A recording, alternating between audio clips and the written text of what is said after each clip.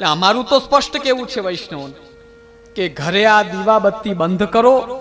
આપણામાં દીવાબત્તી છે, પણ સાયંકાલમાં ઘરમાં અગ્નિ છે તે ભગવાનનું સ્વરૂપ હોવાના કારણે અને પ્રકાશ પ્રદાન કરે, એટલે સાયંકાલે આપણા વૈષ્ણવના ઘરે દીવો પ્રગટાવીને પછી લાઇટ કરો તો એમાં કોઈ અન્યાશ્રય કે કોઈ દોષ થતો નથી.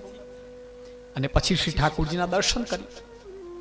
પણ જે સવારે આરાધના રૂપે, પૂજાના અંગ રૂપે, કોઈ સુખ પ્રાપ્ત કરવાના ધ્યેયથી જે તમે 10 દેવતાઓને ભેગા કરીને દેશ કાલ દ્રવ્ય કરતા કે કોઈ પ્રકારની શુદ્ધિ રાખ્યા વિના ઉપાસના માનો, પૂજા માનો કે આડેધડ માનો, જે તમે કરી રહ્યા છો, આવી કોઈ આરાધના પ્રણાલી વેદમાં કે સ્મૃતિમાં ક્યાંય લખેલી નથી ને નથી.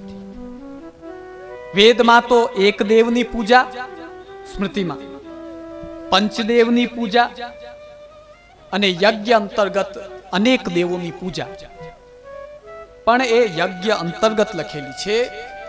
તમે જેમ મેળામાં જાઓ અને મહાદેવજીનો સરસ ફોટો પસંદ આવ્યો તો એ લાવીને પધરાવી દીધો, પછી બ્રહ્મ સંબંધ લઈને આવો તો ગુરુદેવનો ફોટો એમાં, પછી મહાપ્રભુજીનો ચિત્રજી પધરાવતો એમાં, શ્રીનાથજી બાવાને પણ એમાં પધરાવો.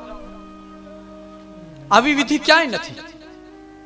તમને પંચદેવની પૂજા કરવી કેમ કરવી એ વિધિ જાણવી હોય તો અમે બતાવશું. ચલો, કરો તો વિધિસર કરો, નકર નહીં કરો. અને પાછી વિશેષતા જુઓ, આટલા દેવતાની પૂજા કરી ને પછી જ્યારે ફલ ન મળે, સુખ ન મળે તો આરોપ આપણા ઠાકોરજી ઉપર. બોલો, આ વિશેષતા. શ્રીનાથજી બાવા, શ્રી ઠાકુરજી કાંઈ કરતા નથી આમાં.